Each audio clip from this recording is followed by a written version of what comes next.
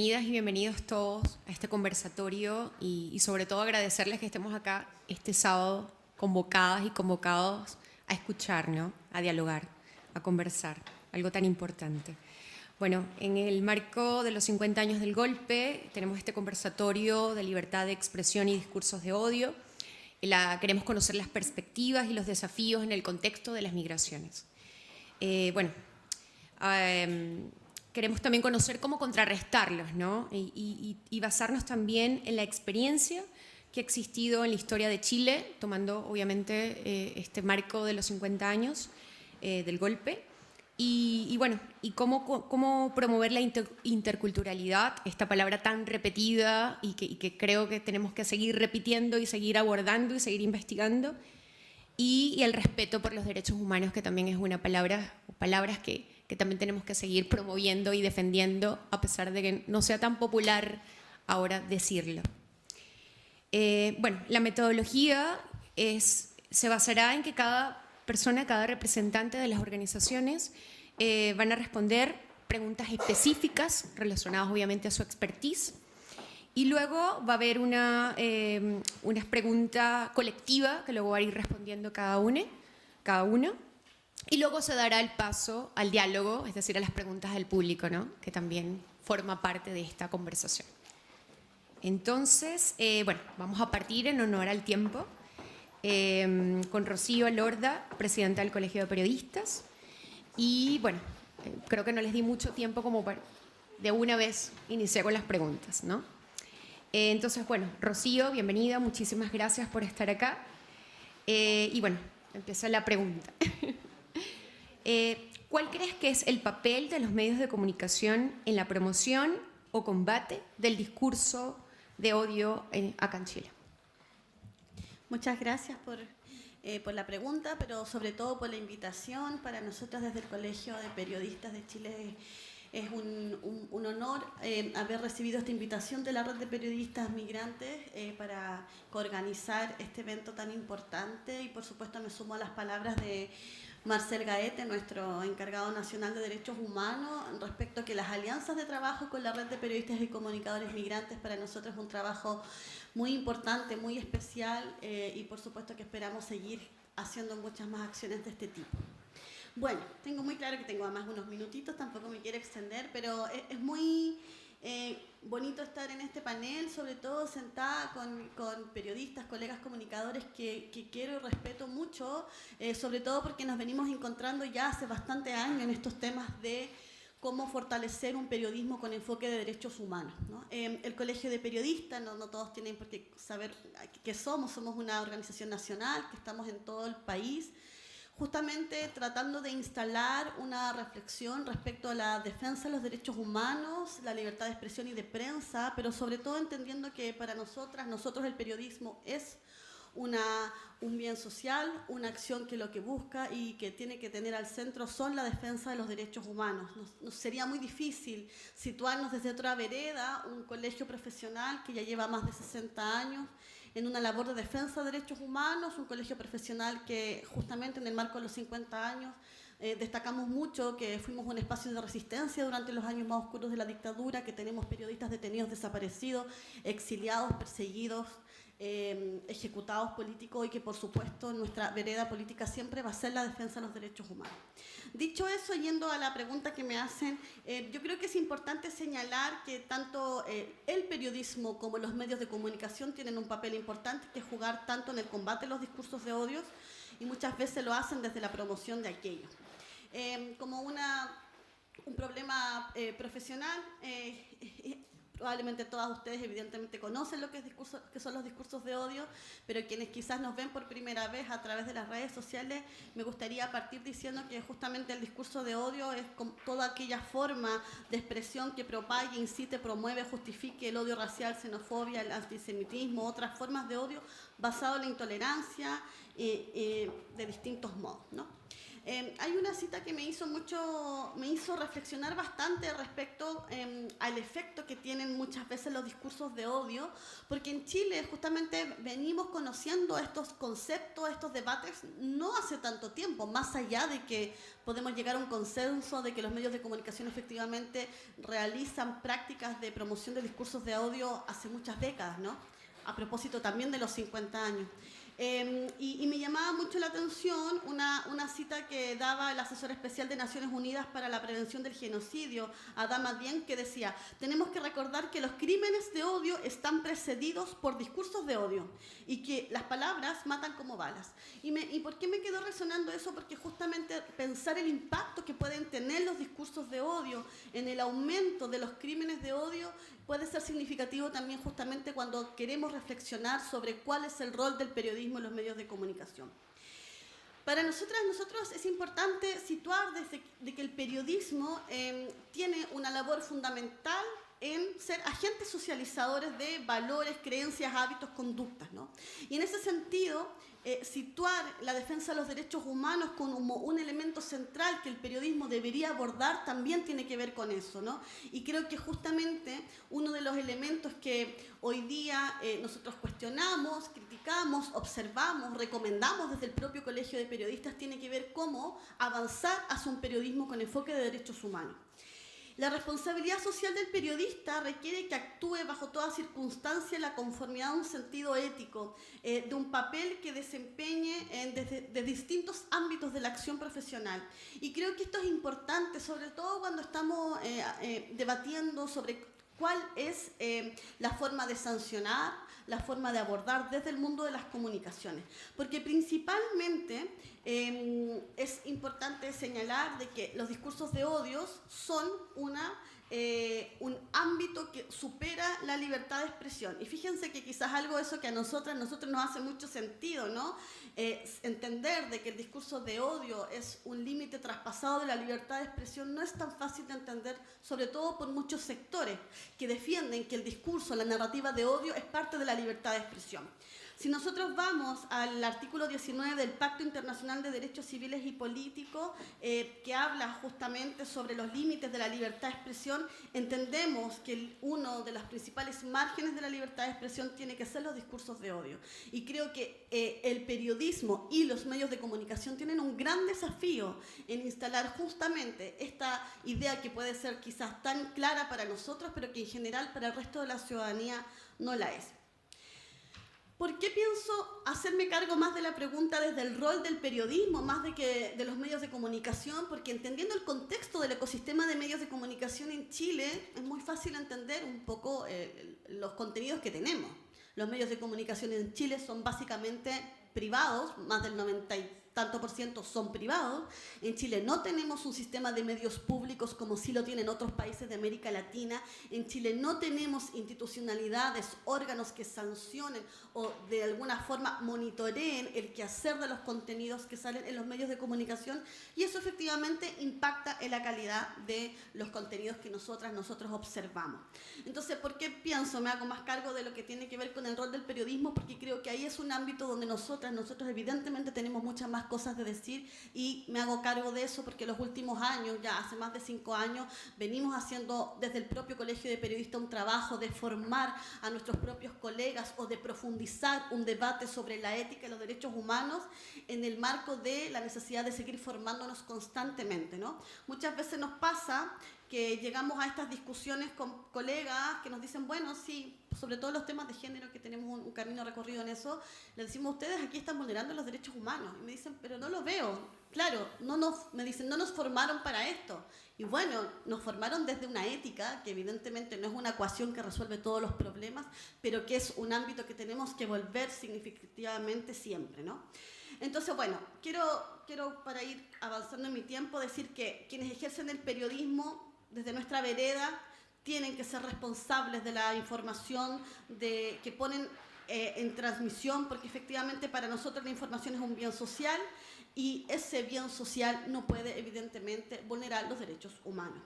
La responsabilidad del periodista requiere que siempre actúe bajo ciertas circunstancias de sentido ético, del rol de los derechos humanos y sobre todo de la actualización de los distintos convenios o los distintos avances que Chile ha ratificado y que justamente también en esta conversar y de este generar diálogo con nuestros colegas nos damos cuenta que poco y nada parece ser un ámbito de interés incluso del mundo del periodismo, ¿no? Y ahí nuestro desafío justamente es avanzar en que el enfoque de derechos humanos sea, tanto como en la ética profesional, sea un ámbito de acción permanente para las y los periodistas. Yo quiero cerrar citando el artículo 1 del Código de Ética del Colegio de Periodistas de Chile, que si bien es un código que nace con el Colegio de Periodistas en la década de los 50, se ha ido actualizando en los últimos años y cada vez que hay un tema complejo, yo vuelvo a leer el artículo 1 y a mí por lo menos se me aclara el panorama y espero que también a muchas les sirva. Dice, los periodistas están al servicio de la sociedad, los principios democráticos y los derechos humanos. En su quehacer profesional, el periodista se regirá por la veracidad como principio, entendido como la entrega de información responsable de los hechos. El ejercicio del periodismo no propicia ni da cabida a discriminaciones, ideologías religiosas, de clase, de raza, de género, discapacidad en todas sus formas, ni de ningún otro tipo, que llevan a la ofensa o menoscabo de persona alguna o atente contra la veracidad de los acontecimientos. Creo que este artículo, que quizás es tan general, es tan amplio, nos vuelve a un principio básico del periodismo que muchas veces, lamentablemente, no se aloja en el quehacer profesional. Y cierro la pregunta diciendo que justamente el papel del periodismo en limitar, en poner freno a los discursos de odio tiene que ver con entender que antes que todo el periodismo, la información es un bien social que está al servicio de la sociedad, de las comunidades, de los territorios y que entender que los discursos de odio vulneran la libertad de expresión es entender que también los discursos de odio vulneran la democracia, los derechos humanos y por supuesto menoscaban el quehacer periodístico. Muchas gracias.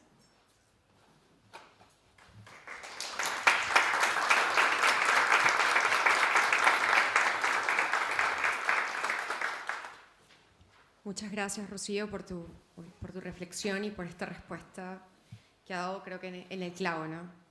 En el clavo de la ética, de los derechos humanos, de la democracia y también de la formación de los periodistas, que luego que salen de las escuelas se encuentran con esto para lo que no están preparados y que nos lleva a la reflexión de que nuestras escuelas de periodismo empiecen a incluir también estas conversaciones tan importantes. Y bueno, para la siguiente pregunta tenemos a Rocío Sagüenza, coordinadora de comunicación hoy en Chile. Yo creo que voy a decir la pregunta, pero por supuesto que tienes todo el espacio, como Rocío Lorda, de presentarte y también de hablar antes de responder, por supuesto. No quiero que se sientan presionados en responder pronto. Bueno, esta pregunta va, ¿cómo balancear esta promoción del respeto a los derechos humanos y la libertad de expresión cuando se aborden discursos que puedan incitar a la discriminación o a la violencia contra grupos específicos? Bueno, también quiero empezar dando las gracias a la red, sobre todo a David. Debo reconocer que no es hace mucho tiempo que estamos en contacto y bueno, la idea es que este primer conversatorio sea el inicio quizás de muchas vinculaciones que tengamos también con el área por lo menos de comunicaciones en OIM. OIM, para quienes no conocen, es la Agencia de Naciones Unidas que tiene un mandato bastante específico sobre movilidad humana. Es la Organización Internacional para las Migraciones que está encargada de promover una migración segura, ordenada y regular, que probablemente lo han escuchado últimamente en los discursos de diferentes políticos, también de diferentes representantes que tienen cierta visibilidad. Creo que la pregunta que me dieron, la tarea que me dieron es una pregunta sumamente compleja, que incluso releva digamos, del debate de la teoría política, más filosófica, pero creo que es, por lo menos desde OIM y como Agencia de Naciones Unidas que vela por el cumplimiento restricto y la protección de los derechos humanos, es esencial también reconocer que el derecho a la libre expresión también es, digamos, un derecho fundamental y un pilar fundamental de cualquier democracia hoy en día. Pero al mismo tiempo es importante que también como sociedad y también los órganos políticos, digamos, quienes ejercen y trabajan en las políticas públicas entiendan también que la libertad absoluta, la libertad de expresión también tiene su contraparte, digamos.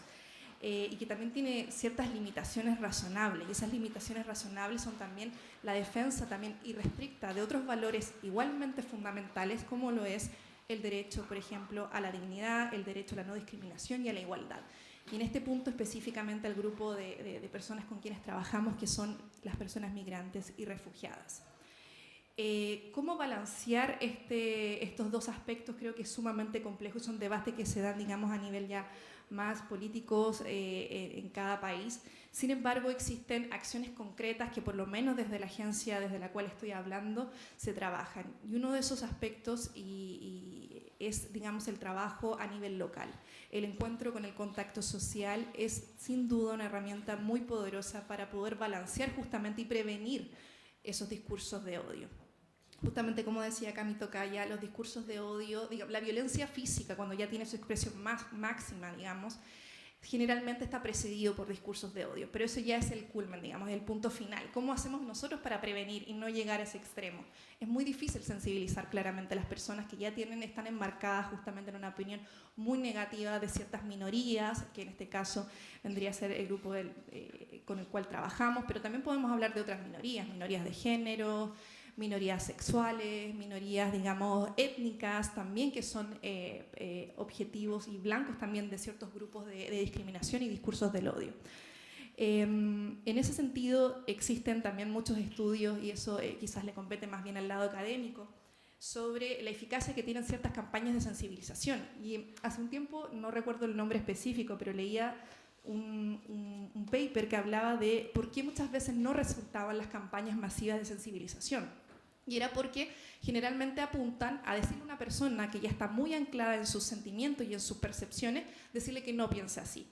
Muy difícil. Si a mí alguien viene a decirme, mira, los migrantes son buenos y vienen a contribuir, a pesar de que yo le muestre absolutamente todas las estadísticas que avalan justamente el aporte del desarrollo social que tiene, y local y económico que tiene el aporte de las personas migrantes a la economía local, probablemente lo que haga yo es anclarme más aún en mis percepciones y quizás probablemente quiera desechar ese tipo de información.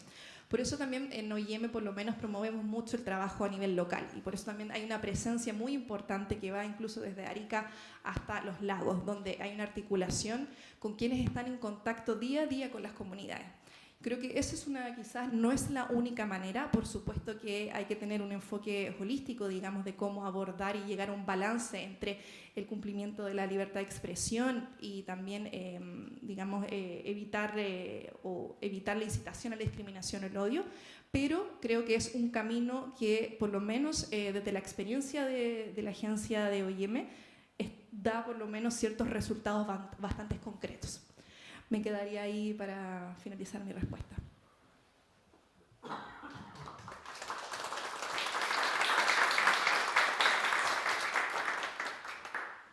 Muchas gracias, Rocío. Sí, obviamente es una pregunta bastante compleja, pero bueno, nos invita a esto, a seguir pensando, a seguir reflexionando y bueno, y a salir también de nuestra zona de confort, como tú mencionas, y de la percepción, y a trabajar en función a eso.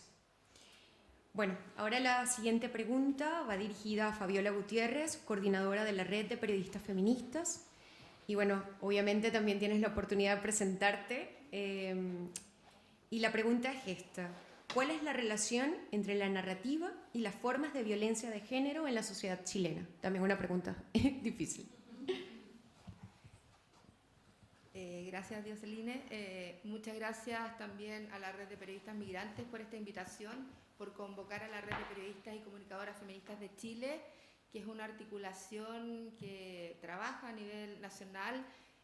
Somos alrededor de 33 compañeras de distintas regiones, trabaja de manera horizontal, se conforma previo a la revuelta política social del 2019, pero con un trabajo que se venía antecediendo con campañas que ustedes habrán visto fuertemente, o quienes están más involucrados y sensibilizados con estos temas, que tiene que ver con medios no sexistas, ¿no? En alianza también con las comisiones de género del Colegio de Periodistas, así empezamos a allanar un camino y bueno, nos hemos convocado también con experiencias de otras redes internacionales, como la Red Internacional de Periodistas con Visión de Género, de la cual muchas de sus integrantes son parte, también de la Red Latinoamericana y del Caribe, de periodistas feministas que también integramos y hacemos un trabajo colaborativo. Nuestra tarea, nuestro trabajo y lo que queremos promover y trabajar articuladamente con otras actoras y actores, como por cierto la Red de Migrantes, y por eso agradecemos esta invitación, es poder también trabajar desde el enfoque de género, de derechos humanos, desde un periodismo situado y no neutral, por cierto, intercultural e interseccional. Para nosotras eso es relevante en el marco de los derechos humanos. Bueno, la pregunta que me hacen es gigante, podría dar una cátedra y muchas compañeras de acá se podrían sumar a poder responder esta pregunta. Voy a tratar de situarla porque, como bien señala el conversatorio, tiene que ver con la libertad de expresión y estos discursos de odio y cuáles son las perspectivas y los desafíos que tenemos en el contexto de los 50 años, ¿no? Y yo quisiera partir con una primera reflexión que me hace todo sentido de lo que no ha sido noticia en estos días, y sobre todo porque yo entiendo las narrativas desde dos lugares: la narrativa hegemónica que instalan los medios de comunicación, que se perpetúan y que, por cierto, también hacen de suyo muchas personas, ¿no? La ciudadanía en su conjunto, que no se da el interés por buscar otra información o buscar otras formas de informarse. Y también la narrativa que viene desde el paradigma de los derechos humanos. Por eso esta primera reflexión frente a la violencia política sexual que viven las mujeres y que vivieron las mujeres, por cierto.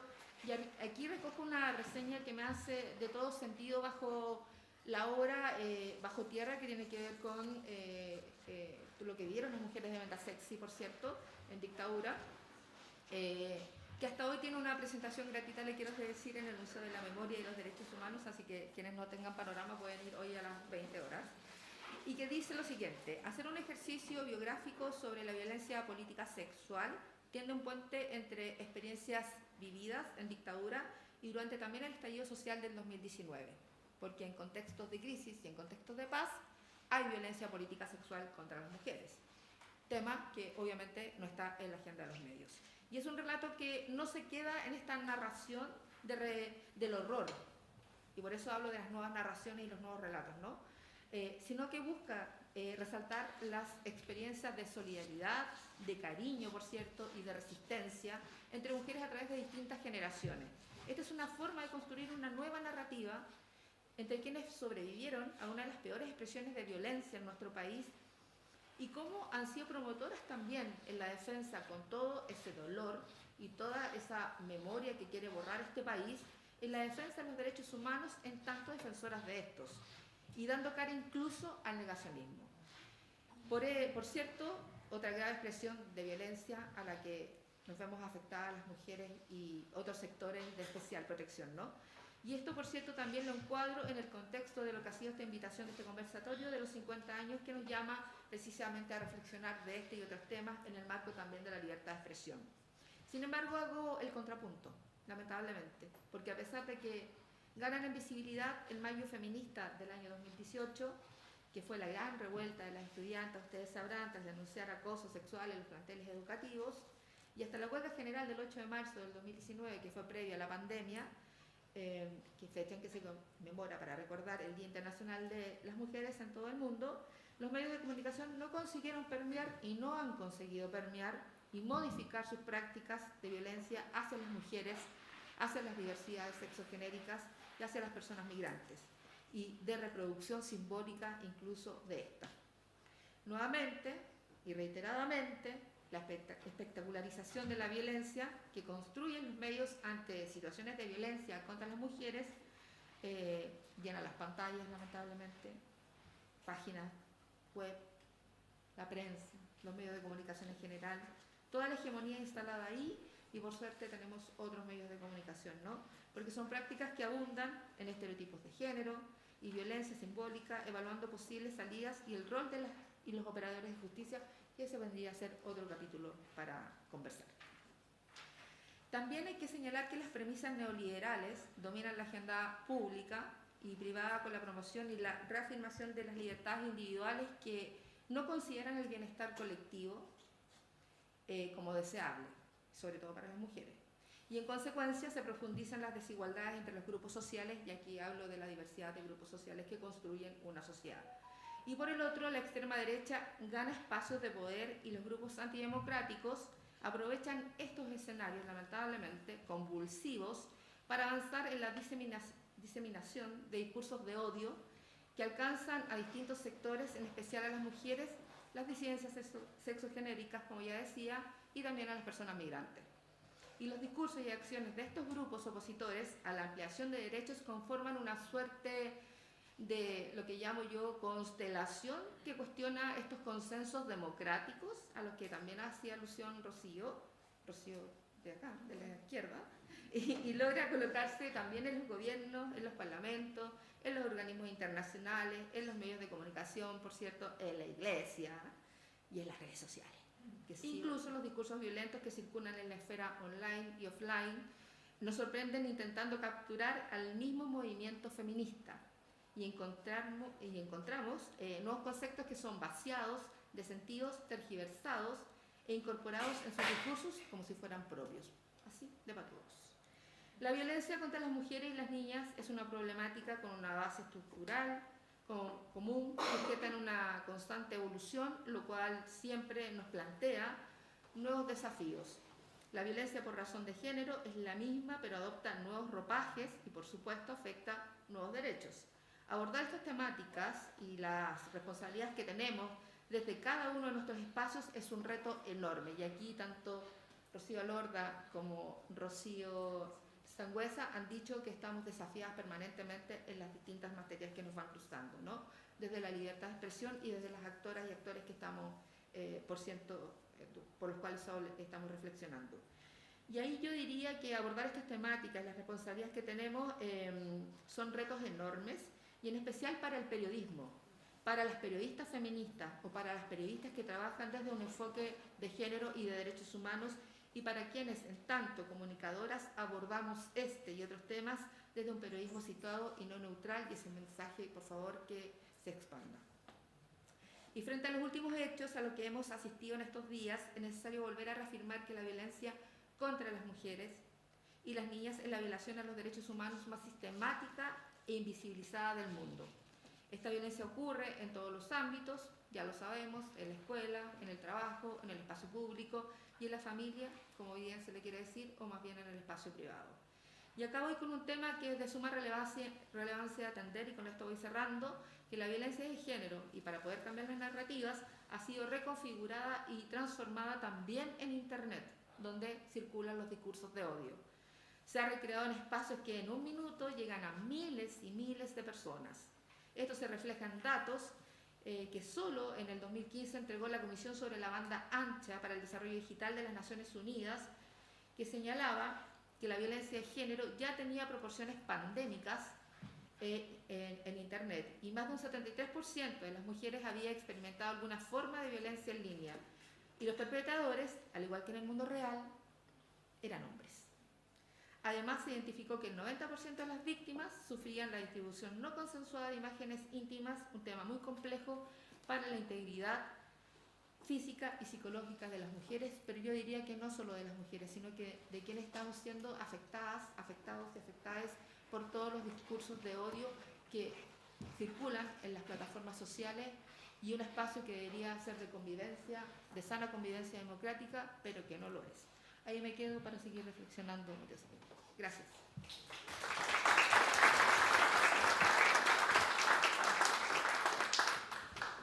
Muchísimas gracias, Fabiola. Y bueno, como tú bien dices, una pregunta complicada como para seguir reflexionando.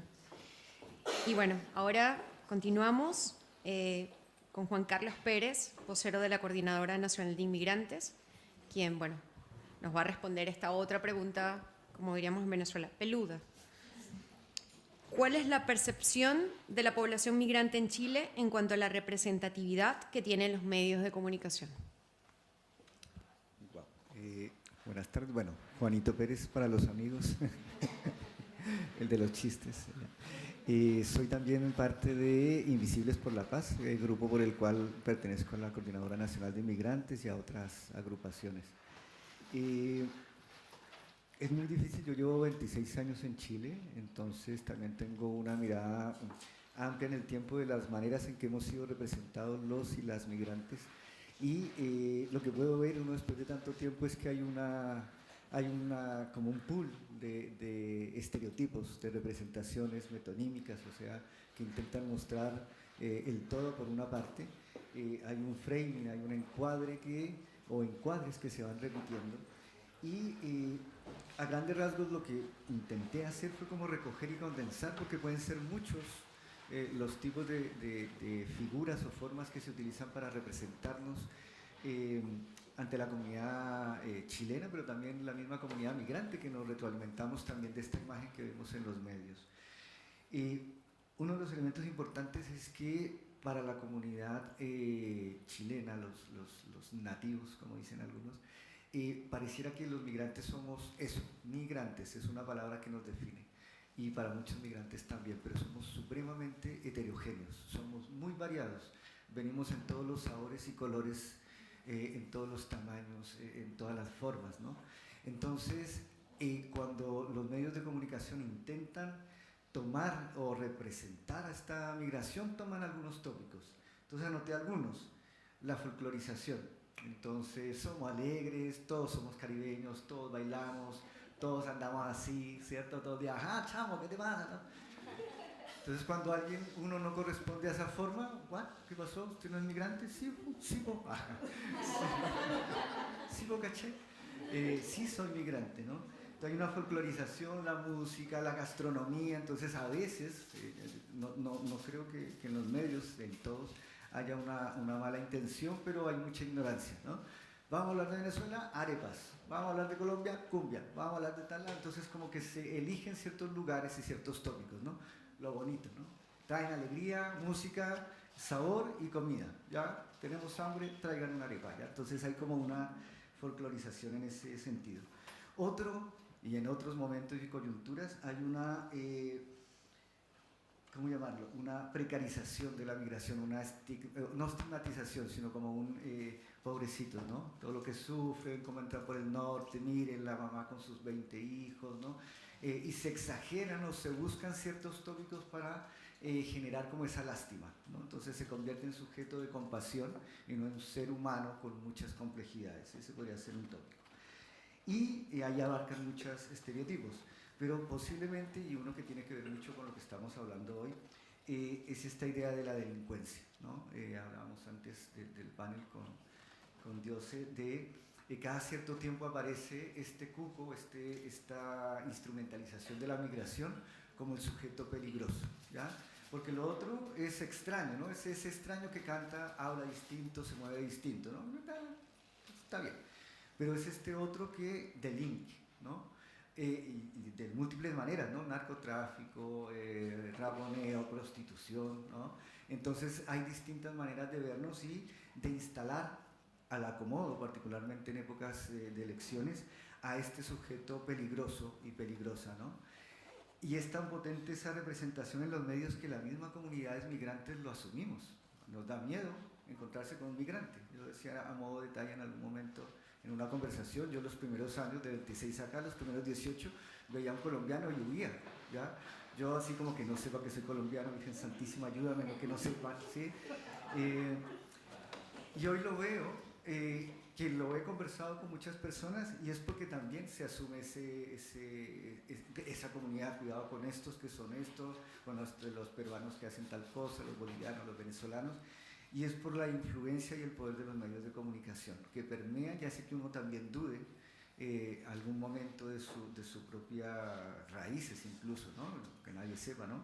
Y intentaba yo hablar chileno, ¿cachai? Poco, tal la weá, ¿cierto? Entonces como que intenté mimetizarme. Hoy en día no, me siento muy orgulloso de ser diferente y de compartir con personas distintas y heterogéneas, porque se da la posibilidad de compartir con personas para hablar de esto que nos hace tan ricos, ¿no? La posibilidad de hacer una expresión de la diversidad tan amplia, ¿no? Sexogenérica, cultural, de de color, de piel, ¿no? De tamaño, de forma de sentir la vida. Entonces creo que falta mucho para que la representación de la comunidad migrante sea más abarcativa de todo lo diverso que somos. Sí creo en estos 26 años que ha habido había una expansión de las maneras de representarnos, pero lamentablemente entre la pandemia y el proceso electoral del constituyente se instaló un discurso de odio que ha afectado y nos ha hecho retroceder mucho también en muchos aspectos en cuanto a la inclusión de nosotros como seres humanos. Eso, muchas gracias.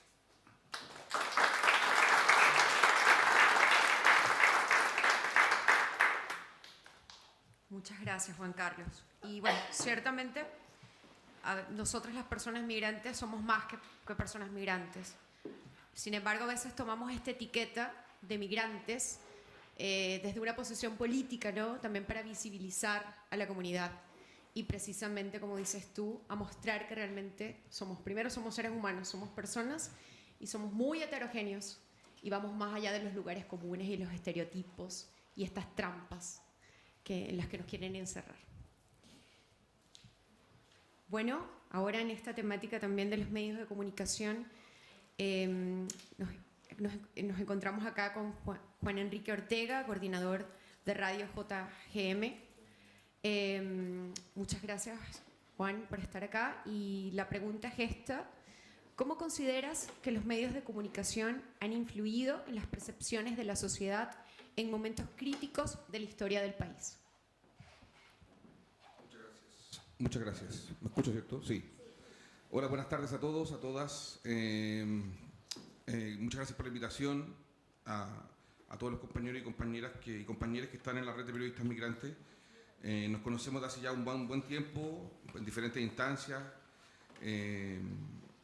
haciendo programas de radio. Los he tenido al lado haciendo programas de radio durante varios años en diferentes salas de la radio, así que con diferentes experiencias, y he visto cómo ha crecido una discursividad migrante al alero de esta comunidad de periodistas y de comunicadores que está tan fuertemente apoyando esta lucha.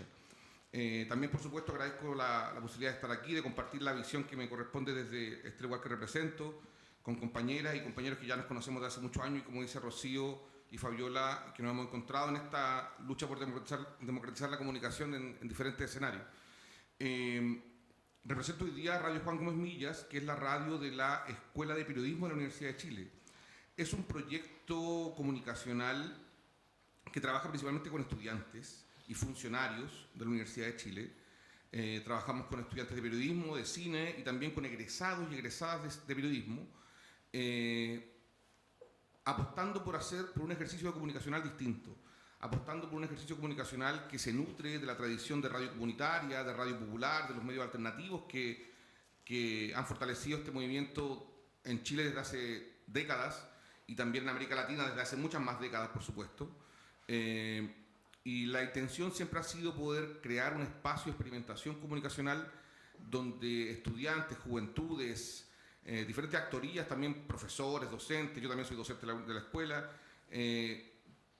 puedan apostar por un ejercicio de comunicación distinto, un ejercicio de comunicación que luche contra estas hegemonías o que al menos las ponga en exhibición para que las nuevas generaciones de periodistas puedan encontrar las herramientas para entender cómo luchar con estas hegemonías que hoy día tiene la comunicación, que son de larga data, tal como decía efectivamente Rocío. Y desde ese lugar que me toca representar hoy día, yo creo que sí, que efectivamente los medios de comunicación son parte fundamental de la construcción de imaginarios, de la construcción de discursos en diferentes momentos del país. En un año como este uno no puede efectivamente negar, más con todas las últimas conversaciones que han habido y encuentros, tanto en el INDH como en el domingo pasado en el Museo de Bellas Artes, para hablar sobre cómo los medios de comunicación han sido responsables también de la instalación de montajes, de la instalación de mentiras, han sido cómplices pasivos, cómplices civiles, en algunos casos no tan pasivos, en algunos casos bastante activos, según mi percepción. Y creo que los medios son parte fundamental de la construcción simbólica de un país. En un espacio ideal de escenario republicano que todos nos imaginamos del siglo XX, los medios son esta rienda en el fondo que lleva al caballo y que, manejada por muchas manos, pueden ir entregando un equilibrio. Sabemos que eso no es así, sabemos que no son muchas manos, sabemos que son pocas, una, dos, las que llevan las riendas de los medios de comunicación. A veces pienso que son dos, a veces me doy cuenta que hay una, pero bueno, pero digamos que son dos. Y nos damos cuenta que efectivamente están haciendo un ejercicio de poder bastante lógico los medios de comunicación, que es responder a los intereses de sus propiedades. Si no es tan descabellado lo que están haciendo, efectivamente es parte de su quehacer. El tema es como decía efectivamente Rocío, como han dicho todos los anteriores panelistas, ¿por qué tenemos este ecosistema tan pobre? ¿Por qué Chile tiene un ecosistema tan pobre mediático y no hemos podido tampoco, bueno, lo hemos denunciado miles de veces, lo seguimos diciendo con un montón a la Relatoría de Libertad de Expresión, se lo mandamos a decir al gobierno, con un sobre por arriba, con un sobre por abajo, y luego decimos, no, a este gobierno, a todos los gobiernos. Sin embargo, algo pasa en la idiosincrasia nacional que no sé si nos gusta, pero nos cuesta producir ese cambio en el ecosistema para poder ampliar las manos que tengan las riendas de este imaginario. En estos últimos 5 o 6 años, los grandes medios de comunicación han hecho lo que el sector conservador ha querido, que es aplacar esta ola, en el fondo, de lenguaje y narrativa un poquito más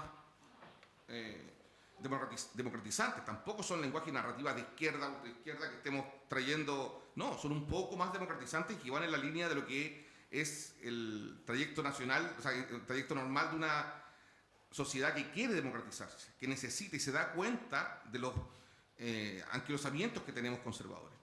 Y la revolución feminista del 2018, las constantes denuncias socioambientales también que han habido en el movimiento socioambiental, 2016, 2017, la constante violencia del Estado contra el pueblo originario, también producen este estallido social 2018, instalan un montón de narrativas y a los sectores poderosos no les conviene, efectivamente, y estamos viviendo hoy día la gran arremetida simbólica, comunicacional y económica de los sectores conservadores. Lamentablemente no tenemos medios que ni siquiera nos den ese debate. Un medio, por último, que nos diga eso. Un medio que diga a las 6:30 de la mañana, a la hora que quiera, pero que nos diga, ¿sabes qué? Parece que estamos siendo un escenario de experimentación profundo y deberíamos mirar con un poquito de ojo más crítico esto. No tenemos eso. No tenemos.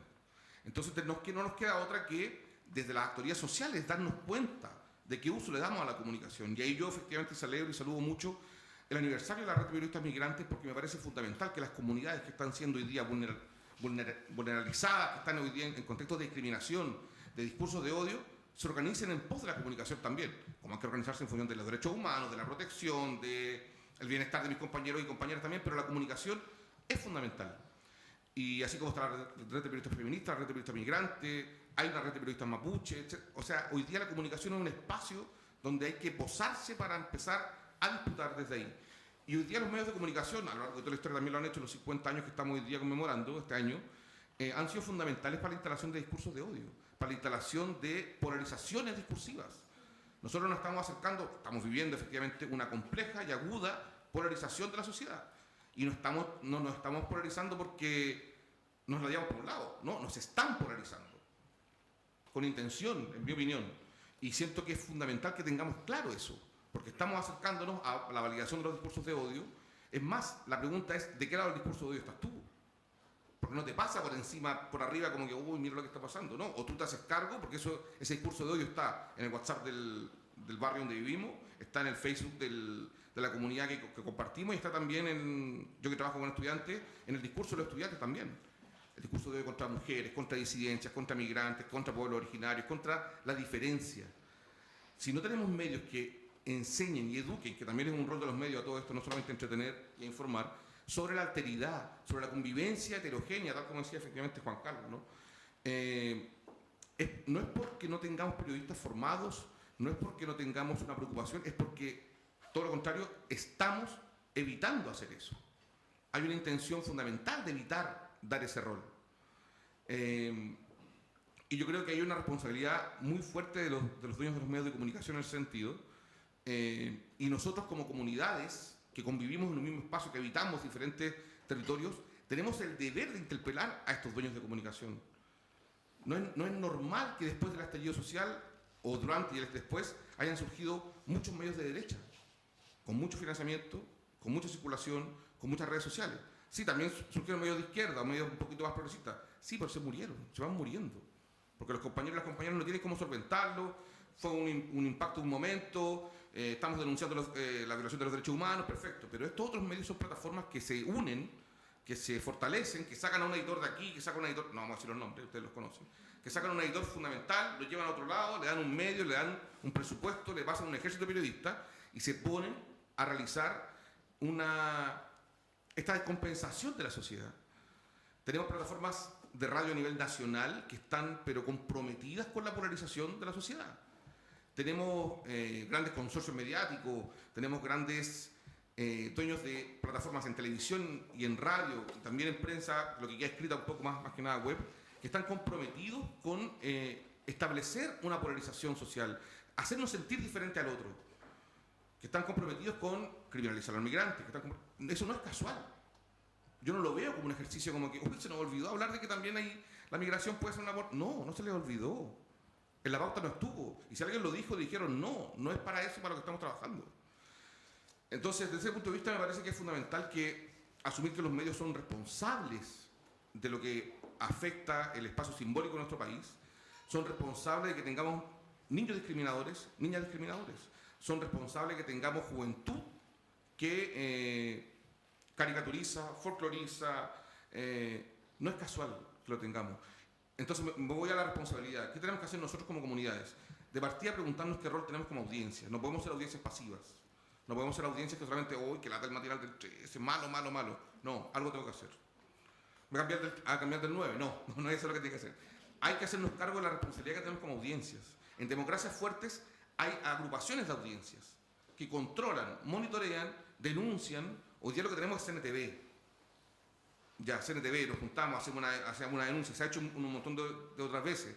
Denuncia colectiva, una multa. 2 millones de pesos, 3 millones de pesos, hasta 5. ¿Qué mella le hacemos con una multa a un gran consorcio de comunicación? Hemos pedido, le hemos dicho al gobierno, a este gobierno y a otros también, que es necesario que las concesiones y los permisos de las grandes plataformas de comunicación sean pensados también en función de esto, que haya necesidad de evaluar. ¿Cómo alguien va a tener 25 años para prestar una concesión de radio sin que nadie le diga nada? 25 años. O sea, si yo tengo un hijo de 11, hasta los 30 está fácilmente con el mismo modelo de medios de comunicación. Y como hay derecho preferente, va a renovar automáticamente esa concesión de televisión, de radio, y van a seguir los hijos de esos dueños administrando la comunicación que sus padres le enseñaron a hacer. Entonces hay una responsabilidad ahí fundamental de nosotros como audiencia de hacernos cargo de que los medios sí son responsables del espacio cotidiano, simbólico que vivimos, y sí son responsables del imaginario. Y me parece muy importante, aquí termino, que no solamente con darnos cuenta de la crítica, gestionemos la acción y hagamos medios, hagamos comunicación. Yo vengo del espacio de comunicación comunitaria, vuelvo al lugar de presentación que tuve, y la comunicación comunitaria, popular, alternativa, educativa, lo que tiene fundamental es que permite y democratiza el acceso a la comunicación, no solo a periodistas, a todo el mundo. Todos tienen derecho a hacer comunicación y todos tienen que hacer comunicación. En la junta de vecinos, en el colectivo del barrio, en el grupo donde nos juntamos un poco a hacer, no sé, baby fútbol los fines de semana. Pero es un espacio de diálogo, es un espacio de comunicación. Y saludo nuevamente efectivamente al aniversario de la red porque siento que ustedes como red de periodistas migrantes están haciendo ese rol de organizarse, articularse y hacer comunicación. En la radio JGM nosotros lo hemos visto hacer programas, campañas, nos relacionamos con sus fuentes, escuchamos sus comunicados y traspasamos esa responsabilidad a los estudiantes que se están formando en comunicación, que van a entrar a un mercado distinto a este que está efectivamente detallando, pero que al menos tengan la experiencia de haber conocido un espacio de comunicación diferente, distinto. Ahí me quedo, perdón.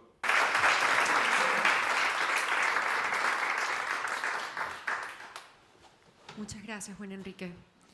Bueno, ahora la siguiente pregunta va para Rocío Lorda. Rocío, ¿cómo ha evolucionado el discurso de odio en Chile desde el golpe de Estado, desde hace 50 años hasta la actualidad? ¿Y cuáles han sido sus principales manifestaciones? Ya.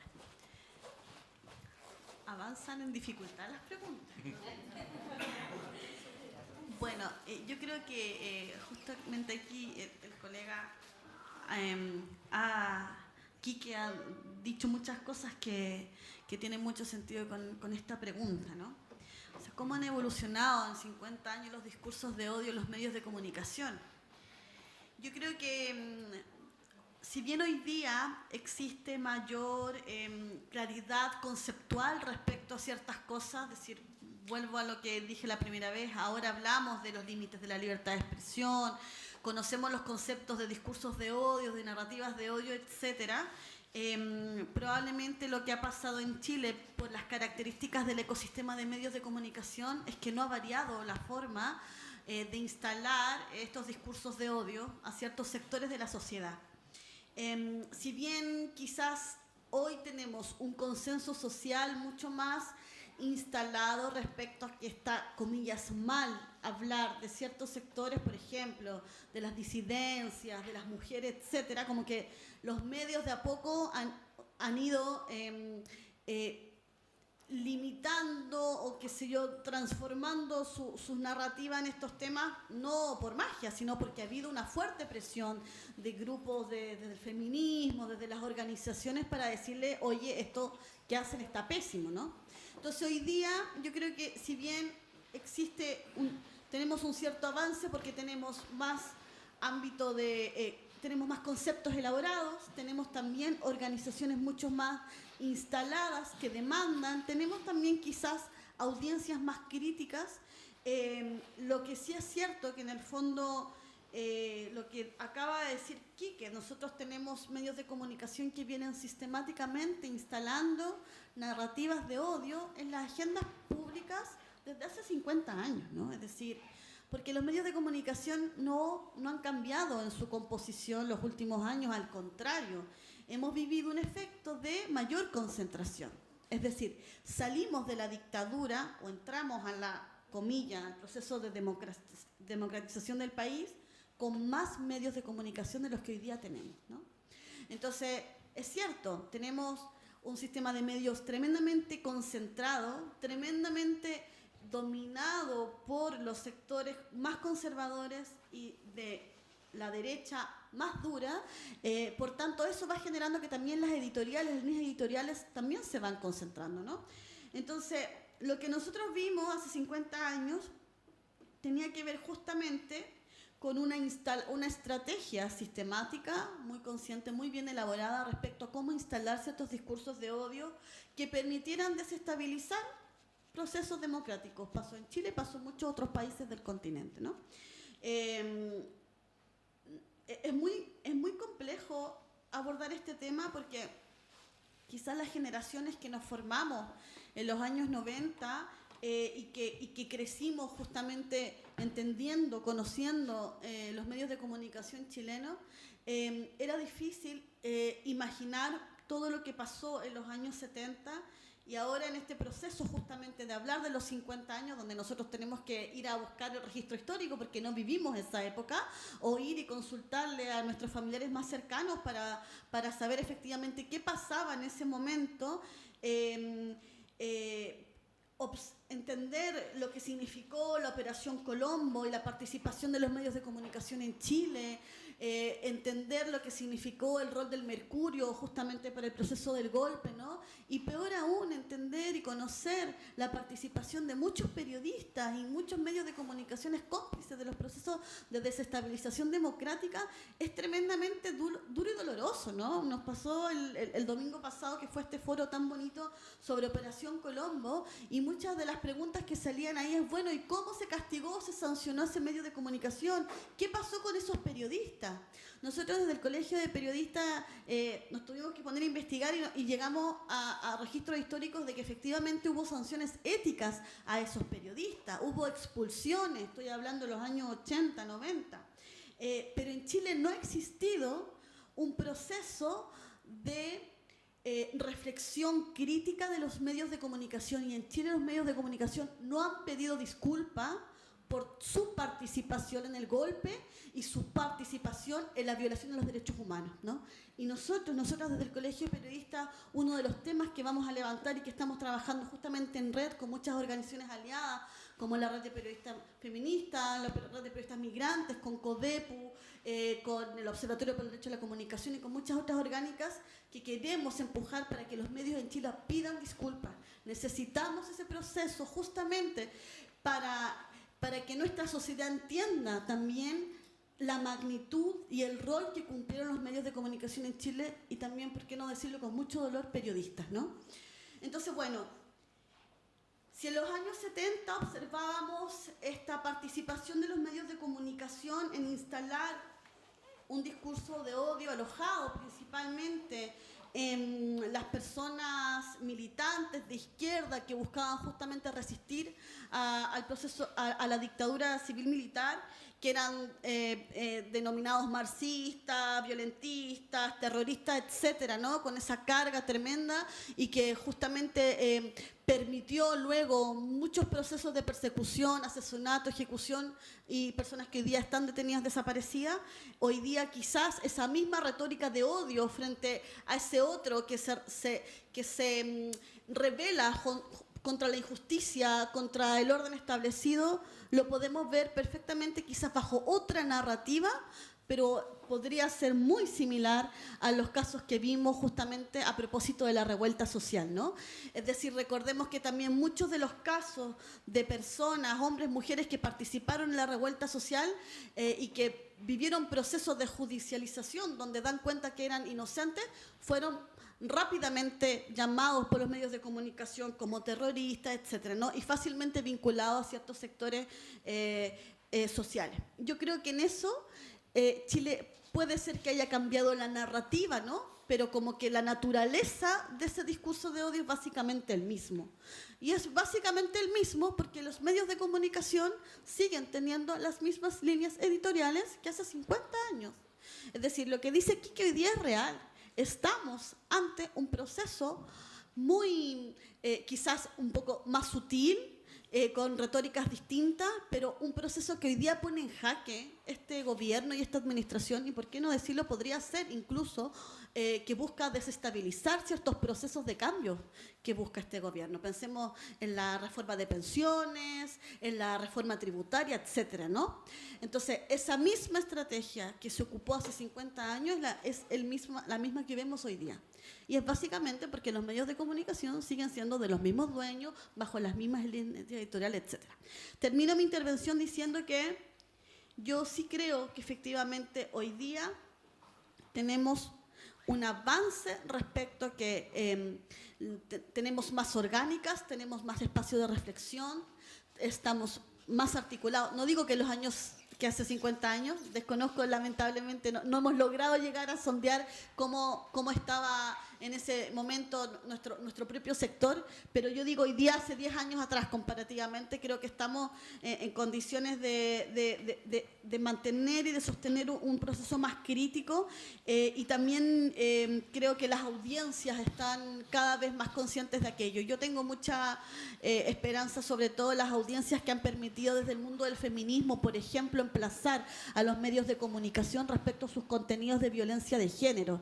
Es decir, si en Chile han existido pequeños cambios, microcambios, o a lo menos un consenso social de que los medios de comunicación reproducen discursos de odio contra las mujeres, es porque han sido las mujeres, las feministas y las organizaciones feministas quienes instalaron esa crítica a la agenda social, ¿no? Y creo que eso es importante, que las audiencias critiquen a los medios de comunicación y le exijan calidad, y le exijan veracidad, y le exijan fin a los discursos de odio. Hasta ahí me quedo. Gracias.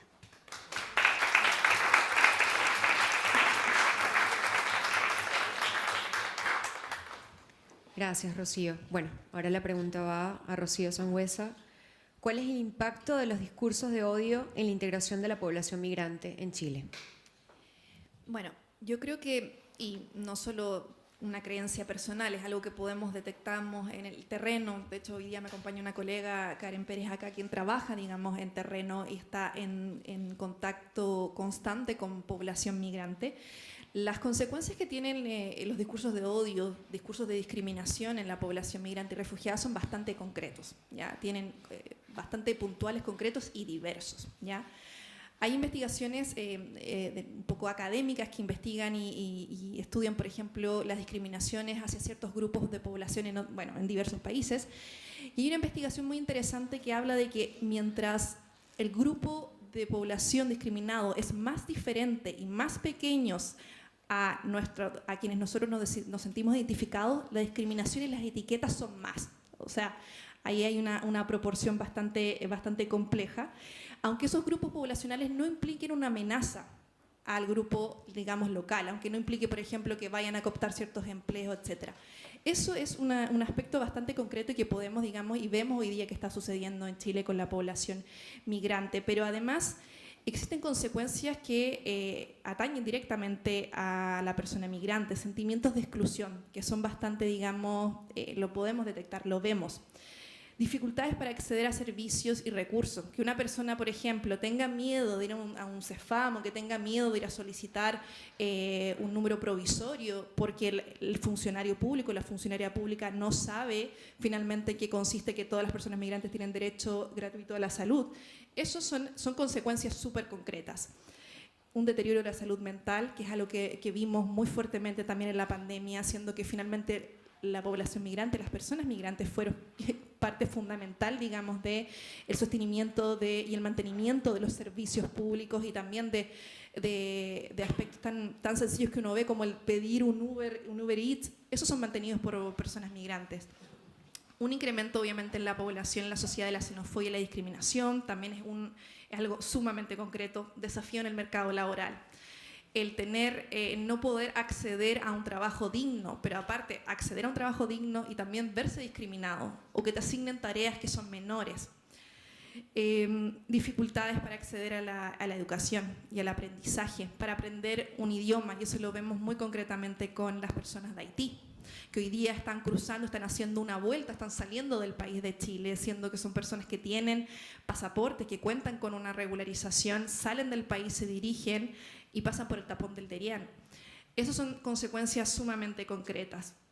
Y después también el miedo quizás para acercarse a hacer denuncias, justamente. Acá algo mencionaban, hablando del Consejo Nacional de Televisión. El otro día conversaba con una colega ahí y me comentaba, efectivamente existe este mecanismo de denuncia que a lo mejor tiene sus limitaciones claramente, pero existe un mecanismo de denuncia. Las personas muchas veces no quieren denunciar por miedo, a acercarse incluso a ciertos funcionarios y solicitar asistencia. Pero también existe otra consecuencia y que lo vemos a veces en sociedades un poco quizás más democráticas, quizás un poco más desarrolladas en Europa, en países como por ejemplo Francia, que es el repliegue finalmente de sus propias comunidades. Los discursos de odio, los discursos estigmatizantes, tienen una consecuencia que es replegar finalmente a esas comunidades y que no se integren al resto, y que vivan alejados en ciertos guetos, en ciertos espacios, sin poder interactuar finalmente con las otras personas.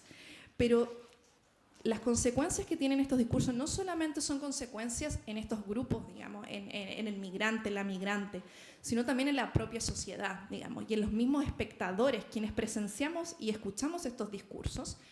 Tenemos consecuencias a lo mejor, que vemos muy a la ligera, pero que empezamos a banalizar esos discursos.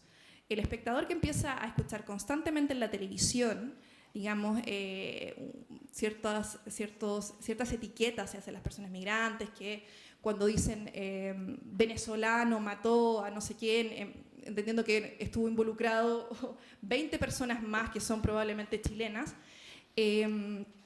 eso tiene efectos bastante concretos, y es que las personas finalmente no se ven identificadas, digamos, en ese discurso, tienen miedo después de salir a la calle. Lo vimos justamente en Iquique en septiembre de 2021, donde se manifestaba, terminaron quemando carpas, digamos, porque habían personas que simplemente no podían suplir sus necesidades básicas, que terminan viviendo lamentablemente en condición de calle, pero que vienen en búsqueda de ciertas oportunidades que no pueden encontrar en sus países de origen.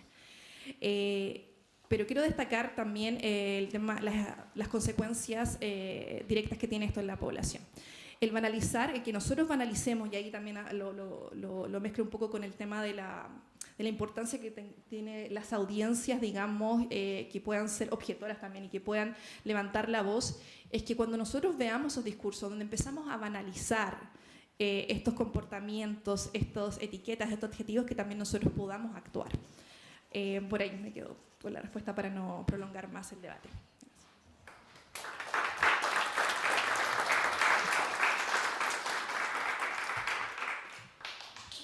Muchas gracias, Rocío. Bueno, ahora la siguiente pregunta va para Fabiola. ¿Cómo se puede fortalecer el enfoque feminista en la lucha contra el discurso de odio y la promoción de la interculturalidad? Gracias. Las preguntas están poderosas, hay que decirlo. Cada una en sí daría para un conversatorio.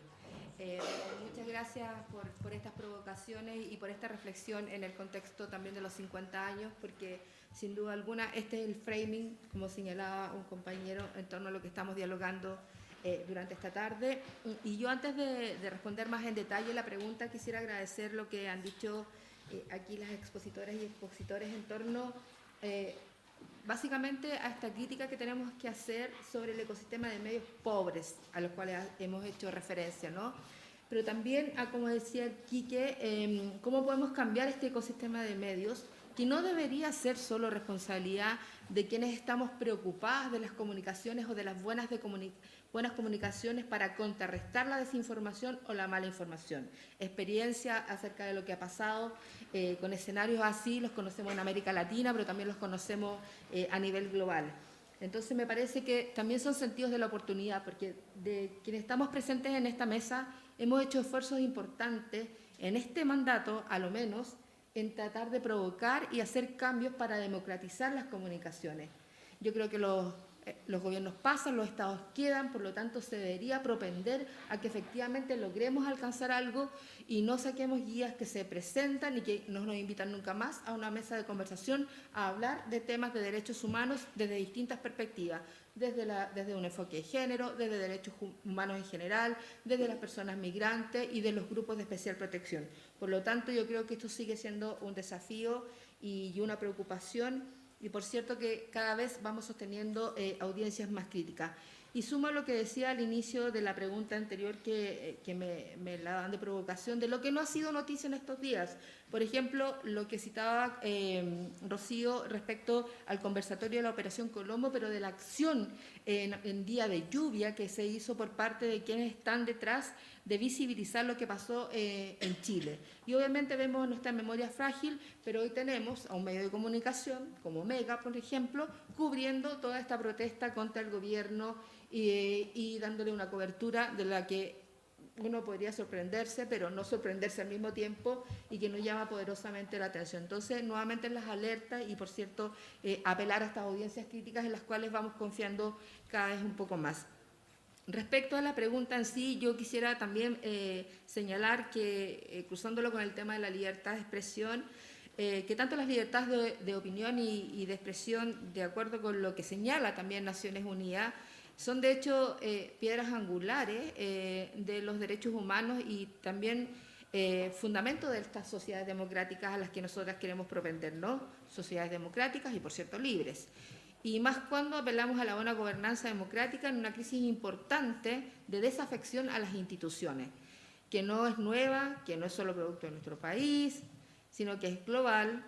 Y dicho esto, estas libertades, en particular lo que tiene que ver con la libertad de expresión que tanto queremos defender en el contexto de los discursos de odio, donde la línea a veces parece ser muy frágil y no comprendida, respalda otros derechos fundamentales como son el derecho de reunión pacífica, el derecho a participar en asuntos públicos, cosas que también han estado en el debate en el último tiempo, ya sea en el contexto de lo que ha sido los procesos constitucionales que ha vivido Chile y que está viviendo Chile.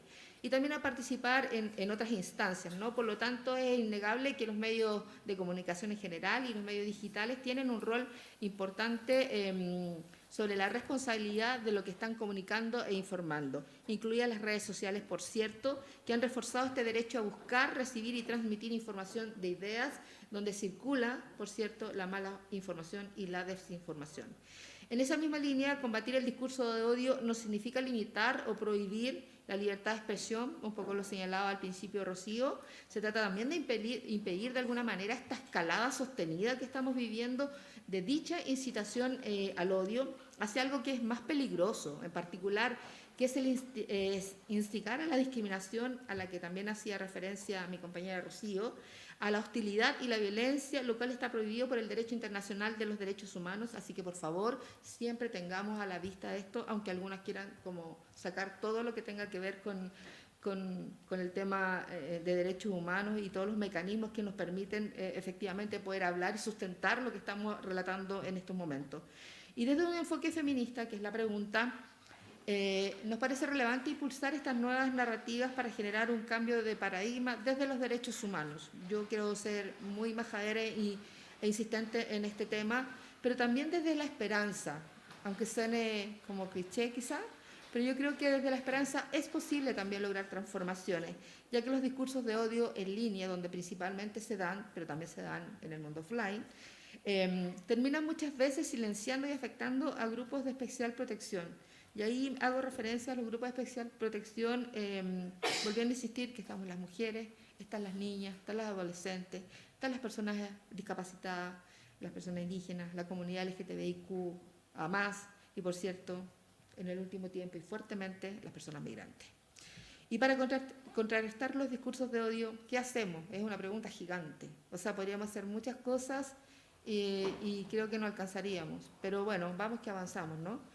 Y aquí quiero citar a Rim Salem, que es la relatora especial sobre la violencia contra la mujer, sus causas y sus consecuencias de la Organización de las Naciones Unidas, que sostuvo en una actividad en la que puede participar junto a otras periodistas de la región, que en la era digital actual, Internet y las tecnologías de la información y las comunicaciones están creando nuevos espacios sociales digitales, a la vez que transforman también las modalidades de reunión, de comunicación y de interacción. Es decir, de una nueva forma de sociedad en su conjunto que uno debería aprovechar para contrarrestar estos discursos de odio. Y desde la Relatoría también especial sobre la violencia contra las mujeres se ha trabajado intensamente para arrojar luz sobre las nuevas formas de violencia facilitadas por Internet, en particular las plataformas sociales y algunas aplicaciones. Como lo señaló en su momento la ex relatora Dubranka Simonovic, en un informe publicado en el año 2018, esta violencia incluye formas de acoso, intimidación y amenazas de violencia sexual, así como otras manifestaciones de violencia basadas en cuestiones de género, pero también de hostigamiento a comunidades importantes como lo es la migración a nivel mundial. El acceso a Internet también, que nos podría abrir oportunidades, y las abre, por cierto, para las mujeres, las niñas y otras comunidades, también nos expone a nuevas manifestaciones de violencia basadas en cuestiones de género. Y de hecho, a través de Internet es precisamente que la violencia de género y los discursos de odio que se generan pueden perpetrarse más allá de las fronteras y sin siquiera contacto físico. Las amenazas entonces en línea son una importante manifestación de violencia que afecta a las mujeres, pero también afectan desde una mirada intercultural e interseccional a quienes participan en distintas actividades en estos espacios que debemos habitar, por cierto, en actividades públicas y o políticas, como lo son las parlamentarias, como son las defensoras de derechos humanos y los defensores de derechos humanos, las periodistas que nos hemos visto fuertemente hostigadas y también incluidas en estos discursos de odio, y otras actoras y actores, por cierto. Y los efectos de los discursos de odio no son nuevos, pero se extienden de manera más amplia y rápida a través de las tecnologías de la comunicación y plataformas digitales, permitiendo que incluso se transformen en un método para difundir ideas y acciones divisivas, extremistas y violentas a escala global. Yo me atrevo a decir, y esto es una opinión más personal que desde la red de periodistas, que la era digital es una reproducción del sistema patriarcal. Quisiera también dar un dato que me parece relevante, que a propósito de todo este contexto de la circulación de la mala información, la desinformación, a mí no me gusta mucho hablar de fake news, y de los procesos que ha ido viviendo Chile en el último tiempo, desde Corporación Humanas, porque hay muy pocos estudios, hay que decir, por lo menos en Chile, se hizo una mirada a lo que fue el primer momento constituyente, que era tan importante, histórico, y todo el mundo mundial nos estaba mirando, sobre también observar cómo estaban funcionando las plataformas sociales y los discursos y mensajes que ahí se iban relatando en torno a la diversidad de candidaturas que se estaban proponiendo, ¿no? Esto fue previo a la instalación de la convención en su momento. Y uno de los sectores que nosotras pudimos observar desde Corporación Humana fueron a las mujeres indígenas y afrodescendientes. Y aquí obviamente se instalaron las expresiones racistas, los prejuicios y las estigmatizaciones más fuertes que pudimos ver. A modo de ejemplo podemos mencionar el caso de su presidenta en ese entonces, la profesora Elisa Loncón, quien desde el inicio de la convención recibió una serie de acosos, hostigamientos e incluso amenazas de muerte. Por eso lo que digo, que los discursos de odio no solo están en lo digital, sino que también están en lo público, ¿no? En este espacio cívico que queremos transitar tranquilamente.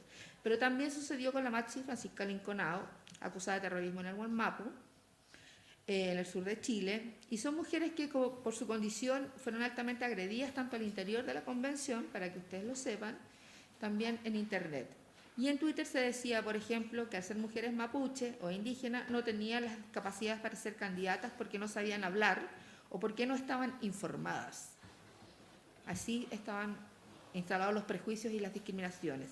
Y en el caso de la profesora Elisa Loncón, por ejemplo, se trata de una persona que todos sabrán, que viene de la academia, que tiene un doctorado, domina varios idiomas y cuenta con una vasta carrera profesional. Pero en vez de valorar esas cualidades, se le criticaba por hablar mapudungun. Entonces, ¿qué hacemos con estos discursos de odio desde un enfoque feminista e intercultural? Es precisamente cómo avanzamos en nuevas narrativas y cómo vamos permeando, voy a ser insistente con eso, recogiendo un poco también lo que señalaba Quique, vamos permeando más a las audiencias o las nuevas audiencias, ya que tenemos un ecosistema de medios que va a ser difícil de intervenir si no tenemos también, creo que, un Estado que se preocupe de la calidad de la información que debe recibir nuestra ciudadanía. Eso, muchas gracias. Muchas gracias, Fabiola.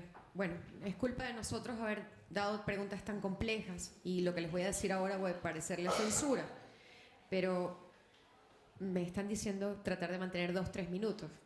Yo justifico que las preguntas son complejas, pero bueno, vamos a tratar como de mantener ese marco y disculpen. Bueno, Juan Carlos Pérez, la pregunta es esta. Desde la experiencia de la organización, ¿cuáles han sido las demandas sociales que más sentidas de la comunidad migrante y refugiada? Bueno, tenía un listado de 120, pero voy a reducirla un poco. No, a grandes rasgos podríamos decir que son como en dos dimensiones. Una que es más instrumental, que es la idea de la regularización, que implica tener papeles, ¿no? Y muchas veces las comunidades migrantes tampoco somos conscientes de todo lo que implica por debajo, que sería la segunda dimensión, y es como ese papel, como esa cédula, como ese permiso de trabajo para atenderte en la salud, para tener educación, implica una transformación y una validación de que eres un ser humano. Entonces, a grandes rasgos, Rocío ya dio parte de la explicación, ¿no? O sea, nosotros demandamos ser sujetos de derecho, ciudadanos con todas que se nos respeten todos nuestros derechos, como cualquier ser humano, ¿no? Y en el caso de Chile, como a cualquier chileno o chilena. Y ese sería como el abanico de necesidades o de demandas que tenemos, pero pasan lamentablemente por esta burocracia, ¿no? Que es un papel, hacer filas y filas para poder obtener un permiso. Y con esto cierro un caso dramático que se dio en el norte, en Iquique, el de Milton Domínguez, un colombiano que ingresó por paso no habilitado y que tuvo una enfermedad, digamos, se contagió de un bicho en el pie y se lo tuvieron que amputar porque no bastó con que fuera un ser humano necesitando atención médica porque no tenía un papel. Entonces le cortaron un dedo, después le terminaron cortando casi toda la pierna porque la burocracia, y eso le decían, es que no lo puedo atender porque no tiene el permiso de no sé qué. Entonces era como inconcebible y él después, bueno, murió apaleado por unos marinos de la Fuerza de Chile, ¿no? De la Armada de Chile. Y parte de su drama y de perder su vida era porque le faltaba un papel o unos papeles, ¿no? Que no lo acreditaban como un ser humano digno de ser atendido la medicina. Entonces estos dramas que vivió Milton los vivían una cantidad de migrantes que incluso teniendo papeles también se les niega por el acento, por otra razón, el acceso pleno a sus derechos, ¿no? A votar, a ser elegido y todo eso, porque claro, no hay una perspectiva de derechos instalada en un estado como este, y la demanda sería esa, que seamos considerados seres humanos y tan válidos o tan merecedores de vivir y de trabajar y de estudiar y de informarnos adecuadamente como cualquier otro ser humano. Muchas gracias, Juan Carlos. Bueno, eso es un ejemplo de cómo los discursos de odio terminan calando en la sociedad, en la ciudadanía, y una persona termina perdiendo su vida de esa manera tan terrorífica. Yo creo que es un ejemplo que poco se ha mostrado y se ha vinculado precisamente con estos discursos. Vale la pena acotar. Bueno, ahora la pregunta va para Quique. Te voy a decir Quique porque te han dicho Quique varias veces. A mí me pueden decir Dios. ¿Cómo abordan en la radio los temas que están relacionados con las comunidades migrantes y refugiadas en un contexto de criminalización hacia la migración? Bueno, Radio JGM, como les decía, es un espacio más que reproduce la lógica de los medios de comunicación, que es hacer pauta, repartir temas y mandar a reportear a estudiantes, que lo que tiene por motor principal es que es un espacio educativo, un espacio donde en el fondo pasan estudiantes de periodismo de primeros a quinto año, se relacionan con una pauta que nosotros les ponemos sobre la mesa que es distinta, que es una pauta distinta, que es una pauta diferente, donde están, así como está el tema de la migración, otros temas, muchos temas más también, e involucra un reconocimiento de un quehacer comunicacional distinto. Relacionarse con el sector social y apostar por relevar el sector social no es tan fácil cuando la misma academia, como se ha dicho acá, te forma para el mercado. Te forma para que en el fondo puedas despachar desde el carro sopaipilla en la mañana para el matinal. O del carro de arepas, si es que estamos realizando la compañía. Porque es lo que se hace en el fondo. Entonces, de partida para nosotros fue fundamental, tengo que decirlo, el cohabitar la comunicación distinta con un espacio de radio como lo fue Chile a todo color. Que en el fondo está Wilson, está Jorge, Diana, por supuesto, que también en el fondo nos fueron mostrando cómo había una comunidad de migrantes que estaba haciendo comunicación. Para mí eso fue fundamental, el ver que habían compañeros haciendo comunicación en defensa de un derecho. Luego fui conociendo a David, conocí a Magali, conocí a un montón de gente más también, y me di cuenta de que había un movimiento fuerte, y ese movimiento fuerte de migración, de defensa de derechos de migrantes, está presente en Radio JGM porque primero nos reconocemos como compañeros y compañeras, como colegas, no nos reconocemos como una fuente que está lejana, como quien llama a un alcalde para sacar una cuña porque se cayó, no sé, algo. No, son comunicadores que están ahí en la misma lucha que nosotros. Luego tenemos que mapear el sector y entender que hay diferentes también fuentes, que está la coordinadora, que hay un montón de organizaciones, que hay fechas, que hay un montón de memorias que trae también la lucha migrante, de la cual nosotros como medios tenemos que hacernos cargo. Así como la Fabi recuperaba los temas de la semana, esta semana nosotros tuvimos noticiero el miércoles y recuperamos la conmemoración del Día de la Mujer Afrodescendiente. Cuando fue la brutal golpiza que le dieron a Milton, efectivamente, fue poco después del 21 de mayo, una compañera de 20 años tomó la responsabilidad de hacer una editorial para decir por qué las glorias navales del 21 de mayo no eran gloria con este tipo de violencia ejercida a este año. Entonces, ¿qué sacamos con recordar a Arturo Prat? Si esto están haciendo nuestras fuerzas navales. Y para mí el gran logro es que una compañera de 20 años lo haga. No que lo haga yo. No que lo haga otro profesor o la cátedra, no sé cuánto. Que lo haga una chica que es de Copiapó, que también es migrante y que se identifica con la migración, que está aquí en Santiago por el esfuerzo de sus padres, por el esfuerzo de ella, y que está acá y toma el tema porque ella quiere. Y se va a la casa y vuelve ese día y parte el noticiero con una editorial recordando la injusticia del Estado, la violencia simbólica, la discriminación, los discursos de odio y justamente más, y lo más seguro que a fin de septiembre vamos a estar haciendo lo mismo con la memoria de Joan Florville, porque son los temas que tienen que movernos. Obviamente yo no le puedo imponer esos temas a los estudiantes y a veces nos falta el que llega con otra mirada también y está el espacio para ponerse a discutir. está el espacio para, bueno, búscate una fuente que te avale efectivamente lo que tú estás haciendo, porque al final es periodismo. Entonces nos vinculamos con los movimientos, cohabitamos el ejercicio de una comunicación distinta, reconocemos las fuentes. Conozco a Vanessa, conozco a Catalina, conozco a diferentes, y tengo su teléfono, se los doy a los estudiantes. Disculpa, te va a llamar un estudiante, te va a whatsappear, te va a pedir algo. Y para los estudiantes es muy importante relacionarse con fuentes que sí los respetan, que sí les contestan. Yo también hago clases de radio y me toca darles pauta normal. Ministerio de Educación, Ministerio de no sé cuánto, y nadie les contesta. Porque el Estado habla cuando quiere y habla lo que quiere. El mundo privado ni habla. Y el sector social sí quiere hablar y sí necesita hablar. Necesita de ejercicio periodístico al servicio de eso. Entonces, para nosotros ha sido fundamental el cohabitar, el cubrir y el articularnos. Hace 2 meses estábamos con Magali en un encuentro de defensa del territorio, comunicación de defensa del territorio. A David me lo encuentro siempre en los encuentros de lucha socioambiental. Entonces, sé que también la demanda migrante está vinculada y totalmente enraizada con las otras demandas también. Para nosotros eso es fundamental. Muchas gracias, Quique. Bueno, a mí me consta eso, y no porque me hayan invitado con la red de periodistas migrantes, sino en otros espacios en los que he estado y he tenido la oportunidad de ver eso que tú mencionas. Entonces puedo dar fe de ello. Ojalá se replique en otros espacios comunicacionales. Bueno, ahora volvemos a recordar entre 2 y 3 minutos esta pregunta sumamente difícil, peluda. ¿Qué medidas, esto va en orden para cada uno, qué medidas o acciones se pueden implementar para evitar la propagación de discursos de odio y promover un enfoque más inclusivo con respeto a los derechos humanos y perspectiva intercultural? Parto yo, ¿verdad? Sí, Rocío. Bueno, yo creo que desde el lugar que nos corresponde desde el Colegio de Periodistas, nosotros tenemos una labor muy grande en seguir generando espacios de formación en nuestros colegas. O sea, partimos de la base que efectivamente muchos temas de derechos humanos, ya lo habíamos conversado acá, no son ámbitos de formación en las escuelas de periodismo.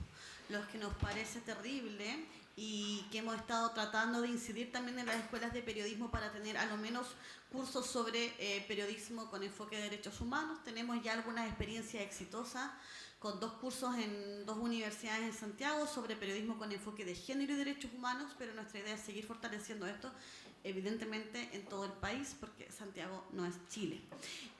Nosotros también tenemos una estrategia formativa con nuestros colegas, con comunicadores, con periodistas no titulados. Nos parece que el ecosistema de comunicación es mucho más amplio que el mundo del periodismo, ¿no? Me interesa también, por supuesto, incidir en ese espacio. Hemos hecho una alianza grande con la red de periodistas migrantes para difundir el decálogo, este decálogo tan bonito que hicieron para un periodismo intercultural. Hemos participado en escuelas de periodismo, en encuentro con estudiantes. Nos parece que eso tiene que ser algo permanente, es decir, una acción incansable, inagotable, que es finalmente sembrar una semilla en futuros profesionales que luego van a salir titulados con esto en su cabeza y en su ética profesional, que es donde nosotros queremos incidir. En otro lugar, creo que también es importante el fortalecimiento de las audiencias. Las audiencias tienen derechos y las audiencias tienen derecho justamente a exigir mejor calidad en los contenidos. Y creo que en eso también desde este lugar que yo represento hemos intentado hacer una apuesta, un aporte para formar audiencias, para invitar a las audiencias a exigirle al periodismo y a los medios de comunicación mejor calidad y el no avance de discursos de odios. Sabemos, como ya lo hemos comentado en este panel, los pocos mecanismos de regulación que tenemos en Chile. CNTV es un espacio que es muy limitado y que en ningún caso una sanción económica va a impulsar un cambio cultural, pero sí tenemos la certeza de que a los medios de comunicación, cuando les dice usted está mintiendo, usted está criminalizando, sí tiene un efecto en las personas que trabajan en esos medios de comunicación. Si ahí hay seres humanos, todavía no hay inteligencia artificial 100%, ¿no? Es decir, tenemos hoy día todavía que hay seres humanos ahí, tenemos que llegar a esa humanidad para que también se sensibilice y en el respeto de su trabajo y en el valor de la labor profesional mejoren justamente esa calidad informativa. Nosotros tenemos un compromiso grande, un compromiso que no solamente momentáneo por lo que hoy día somos en nuestra mesa directiva, sino un compromiso de fondo como una organización que cree profundamente en la defensa de los derechos humanos, de que formar, cuestionar, incidir y difundir y promover los derechos humanos es parte de una estrategia que es inagotable y que vamos a seguir en ese camino. Muchas gracias.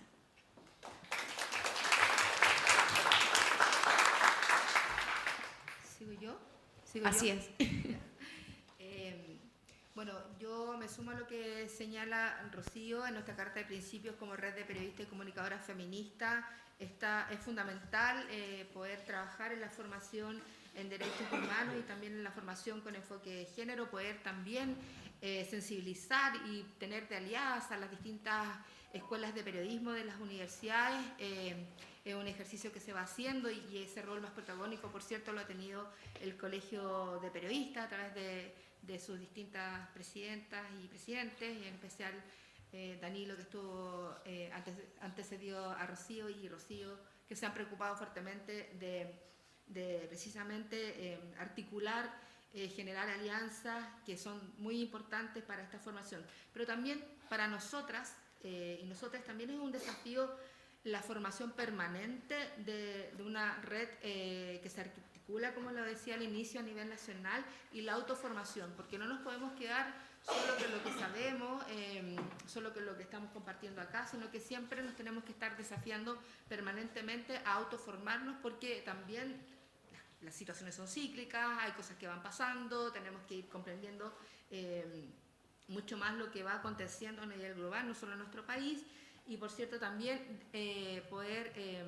replicar experiencias que son exitosas o por lo menos van en esa senda en hacer estas transformaciones y cambios narrativos, que son desafíos tremendos, porque son relatos y narrativas que están muy instaladas y cuesta mucho permear y cambiarlas. Por eso creo que para mí trabajar las nuevas narrativas es sumamente relevante, sobre todo lo digo desde un periodismo situado, de este periodismo que no replica un mero comunicado de prensa, sino que investiga, se prepara, se orienta, se sitúa frente a un hecho, una situación, y entonces creo que eso es súper relevante y eso es bastante desconocido en nuestro país.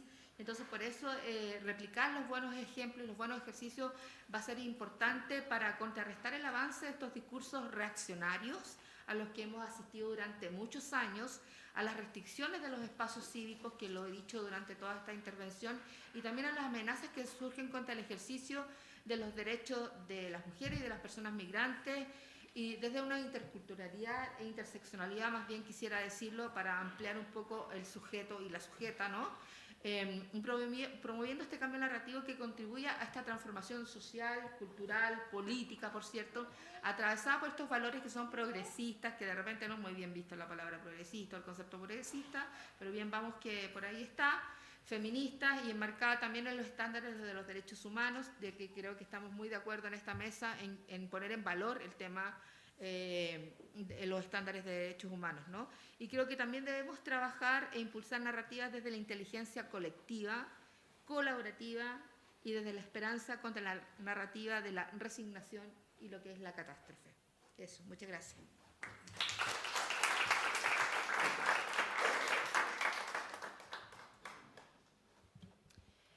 Bueno, creo que son muchísimas, digamos, las acciones o medidas, digamos, para promover, digamos, el respeto de los derechos humanos y, en este caso, la promoción, integración, inclusión también de la población migrante, que es donde yo me muevo, digamos. Voy a mencionar y obviamente hablar desde el punto de vista claramente de una funcionaria de una agencia de Naciones Unidas, de OIM, y es que el trabajo, digamos, a nivel, digamos, estatal es muy relevante. Nosotros trabajamos, pues estamos acá, nuestra presencia cobra sentido porque apoyamos a fortalecer el Estado, digamos, la respuesta que pueda dar el Estado a nivel ministerial, sectorial, a nivel regional, local, debe ser fortalecido porque son los primeros en estar ahí. Eso por un lado. Obviamente no es la única solución, no es la única medida, no es la única manera de trabajar para seguir promoviendo y profundizando, digamos, el respeto por los derechos humanos y también el respeto por las personas migrantes. Hay otras maneras también a través de diferentes sectores. El trabajo comunitario, el trabajo a nivel local, con municipios, con asociaciones, con dirigentes de asociaciones migrantes, por lo menos ha dado muy buenos resultados en el trabajo que ha tenido por lo menos OIM desde Arica hasta los lagos. La OIM a nivel global promueve mucho y está tiene como su esencia programática, digamos, apunta mucho y apuesta mucho por la socialización entre grupos y la cohesión social. Apuesta mucho por el contacto, el poder del contacto que tienen los grupos, ¿ya? Estipula que si en ciertas condiciones como bien reguladas, con actividades bien pensadas, bien conceptualizadas, con personas que tienen experiencia, nosotros tendemos a ese contacto entre comunidades de acogida y comunidades migrantes, generalmente hay una disminución de ciertos sentimientos de xenofobia y por ende también de discursos del odio. Son muchísimas las medidas y acciones que podemos tomar, incluso medidas como tan pequeñas como, por ejemplo, apoyar a estudiantes de periodismo en responder, sacarles una cuña. Últimamente no sé por qué me ha pasado mucho, parece que se pasaron mi contacto. No. Pero creo que se pasaron por ahí, unos estudiantes de UDP por ahí se pasaron mi contacto. Y efectivamente el otro día estábamos, me pareció una genialidad, digamos, como proyecto de tesis, estaban haciendo un podcast sobre migraciones, pero un podcast. Y en el fondo relevaban diferentes experiencias de personas migrantes, pero también querían tener una voz institucional. Nadie les había respondido. Me decía, es primera vez que nos responden a alguien, hemos intentado con un montón desde políticos, otras organizaciones, etcétera, nadie nos ha respondido. Bueno, esos son aspectos súper concretos, digamos, de cómo tú puedes promover la inclusión finalmente. Que personas, estudiantes que no tienen ese acceso, digamos, al contenido, digamos, hegemónico en televisión, también puedan tener estas voces institucionales, digamos, estas cuñas, y pueden incorporarlas a sus trabajos. Pero bueno, me quedo ahí, son muchísimos los desafíos, son muchísimas las medidas y creo que este espacio ya es parte, digamos, de esas iniciativas que cambian y, digamos, acentúan, digamos, el enfoque de derechos humanos y en este especial, digamos, cuidado de la protección de personas migrantes.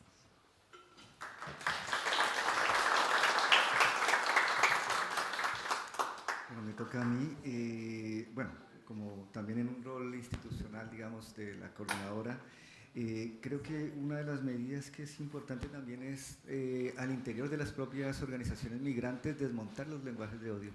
Nosotros hemos visto que en muchas organizaciones también respondemos y nos tratamos a nosotros mismos con muy poco cariño por distintas razones, ¿no? Y creo que esa es una medida también que es importante porque puede hacer que nosotros también nos veamos como sujetos sensibles y que no necesitamos responder al lenguaje de odio con odio, que a veces pasa, ¿no? Entonces a veces el odio hace que las organizaciones, por una intención de oponerse al Estado, de no dejarse pisotear, terminamos usando un lenguaje también odioso y eso hace que caigamos en un círculo que no nos lleva a ningún lado, ¿no? Entonces yo creo que un elemento importante es ese, desmontar al interior de las propias organizaciones, de las comunidades migrantes, el odio hacia otras nacionalidades. Voy a dar un ejemplo, en trabajo, participo, estoy en el COSOC, Consejo Consultivo del Servicio de Migraciones, y un representante migrante dijo es que hay migrantes buenos y migrantes malos. No lo dijo con odio, pero estaba implícito también una mirada hacia el otro, como que hay unos que somos buenos y hay otros que son peligrosillos, ¿no? Entonces ahí podría caber cualquier cosa.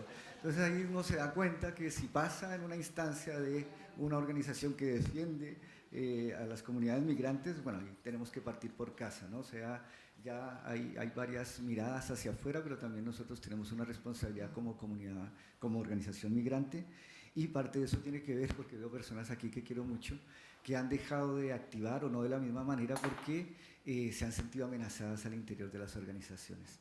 Y somos tan pocos y pocas los que le metemos la ficha a eso, que es terrible cuando uno siente que se va quedando solo. Que cuando la gente que le ha metido el esfuerzo a todo esto ha sido víctima de lenguaje o de discurso de odio por parte de compañeros y compañeras, ¿no? Y no nos podemos dar ese lujo porque todavía falta mucha batalla que dar. Así que por favor, amémonos los unos a las otras. ¿Ya?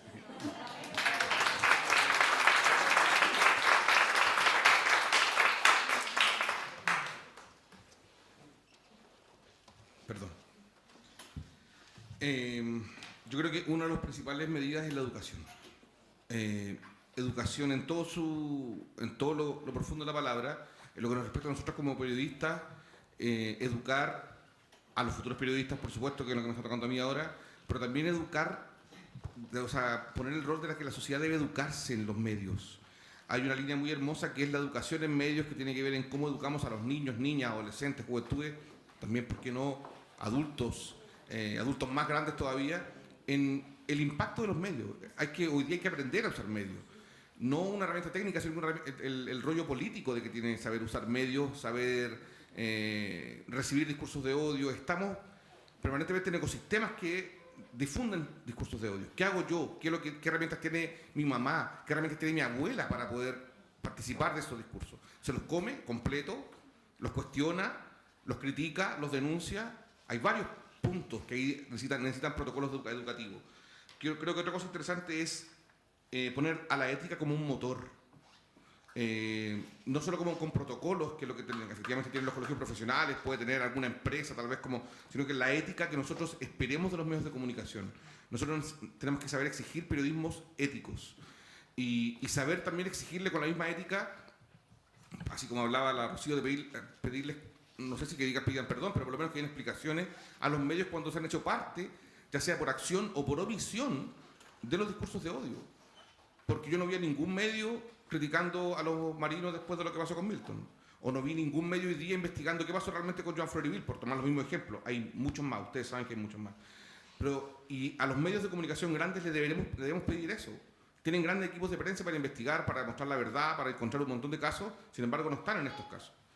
Creo que otra cosa interesante, educación, la ética como un motor, es fortalecer los discursos de respeto frente a los discursos de odio, asumir que efectivamente lo que tenemos que crear al frente son discursos de respeto, de solidaridad, del reconocimiento del derecho también.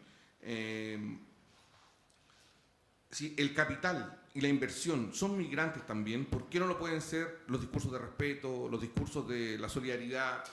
Creo que desde los espacios, y ahí cierro, de los medios de comunicación comunitarios, que es lo que me toca representar hoy día, cuando veo que el noticiero que nosotros sacamos sale por 15 o 20 radios comunitarias, y cuando yo veo que ya la radio La Voz de Paine me pide el contacto a la coordinadora migrante, sé que se hace un trabajo, sé que se permeó, y un medio local pequeño reconoció el tema como importante y quiere sacar también el tema.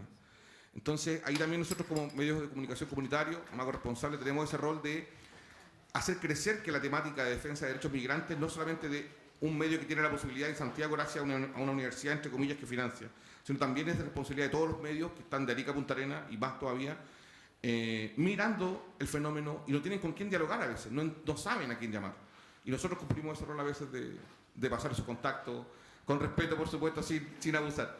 Pero creo que es fundamental también que las comunidades migrantes reconozcan en la comunicación comunitaria un frente aliado, un frente que está para cubrirlos, está para sacar sus comunicados, está para reconocerlos como comunicadores, comunicadoras, como sujetos de derecho, desde otra perspectiva. Eso.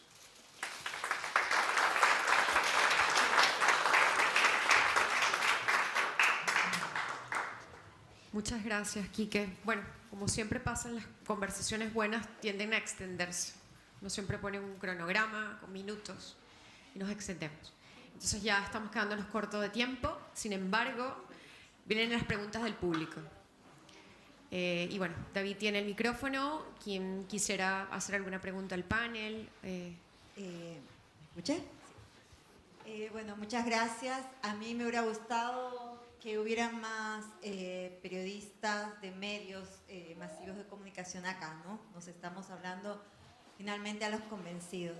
Y también pienso que en este país, Chile, donde los derechos se han mercantilizado, derecho a la libertad de expresión también, porque la libertad de expresión es para quienes pueden pagarla y a los discursos hegemónicos. Porque cuando nosotros, digamos, los contrahegemónicos, queremos hablar, como lo han mencionado ustedes, nos encontramos con trabas que solamente las abren los medios de comunicación independientes, por no decirnos alternativos, porque los alternativos es como, no son alternativos, sino son muy importantes para nosotros. Entonces, no sé, quisiera preguntarles si ustedes están de acuerdo en realidad en mencionar y enfatizar que en estos 50 años, después del golpe militar, aún no existe libertad de expresión en Chile. Recordar que estamos muy sobre el tiempo, entonces vamos a permitir pocas preguntas y también ojalá pueda responder como, no sé, una persona y después vamos rotando porque si responden todos y no vamos a salir.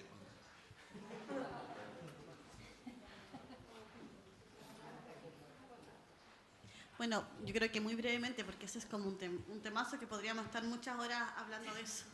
Yo creo que en el fondo lo que hoy día estamos como hace muchos años en contexto de seguir defendiendo la libertad de expresión, ¿no? Y de prensa. Creo que nunca en este proceso de instalación o de recuperación de la democracia hemos sido capaces como país de tener una libertad de expresión y de prensa plena, porque es muy difícil hablar de libertad de expresión y de prensa en un contexto donde los medios de comunicación están en manos principalmente del mundo de los privados, ¿no? Entonces nos queda mucho por avanzar para decir sí, Chile vive una plena libertad de expresión y de prensa.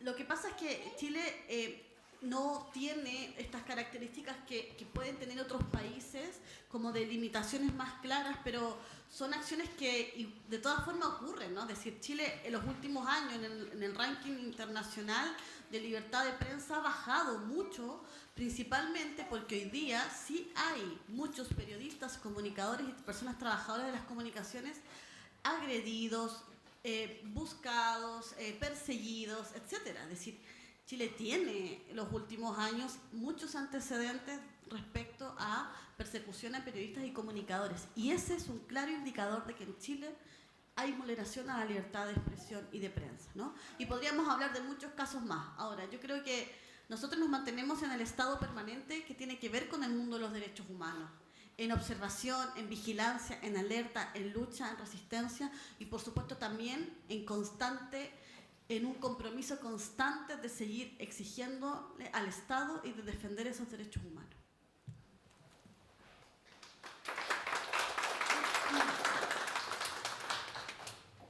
Gracias, Rocío. ¿Otra pregunta del público?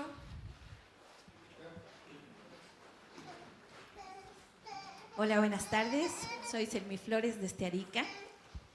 Quería hacerles una consulta muy puntual. Bueno, escuché palabras claves como comunidad, articulación, audiencias, educación. Ha sido muy importante, pero yo aquí les hago una pregunta. ¿Cuál es el mecanismo de coordinación desde todas sus acciones? Porque pareciera que hay muchas acciones desde su institucionalidad, a veces aisladas, a veces en conjunto, pero ¿existe un mecanismo puntual de articulación entre todas las instituciones que coordinen acciones puntuales o todavía no hay? Esa es la pregunta a todos.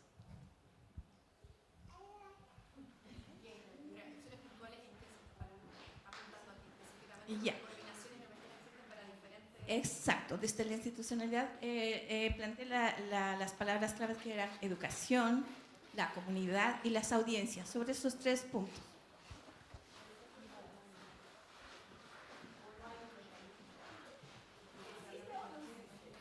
Quizás como desde el mundo de la sociedad civil, desde el lugar que nosotros nos podemos hacer cargo, los últimos años hemos intentado articularnos en una red. Tuvimos a propósito del contexto de cambio constitucional, tuvimos el bloque por el derecho a la comunicación, que es parte de Quique, la red, Fabiola, a través de la red feminista. Es decir, yo creo que desde el mundo de la sociedad civil hemos tenido hartas más experiencias de articulación en red que el mundo institucional o desde el Estado. Esto es una hipótesis mía que la tiro acá sin que puedo estar en desacuerdo en media hora, pero hoy día creo, y por lo que yo he visto y he conocido, creo que la sociedad civil ha tenido más capacidad de funcionar en red, ¿no?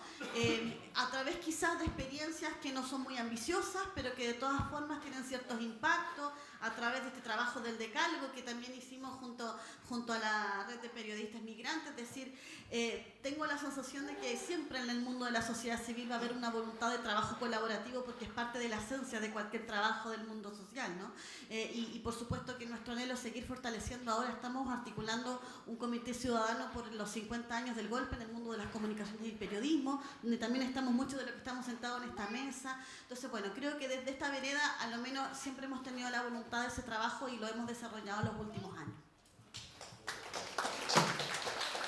Yo solo quiero complementar a lo que señalaba Rocío, que estamos en un país, en el contexto de los 50 años, donde el tejido social está roto y ha sido muy difícil poder recomponerlo, ¿no? Es por eso que son tan relevantes estas articulaciones, tanto de quienes trabajamos en el mundo de las comunicaciones o el periodismo, como de las organizaciones de la sociedad civil que promueven la defensa y la promoción de los derechos humanos, como también lo hacemos desde el periodismo y las comunicaciones. Entonces creo que eso es, como decía Rocío, es más fácil de poder articular, sostener, generar alianzas, redes, hacer trabajo colaborativo, volver a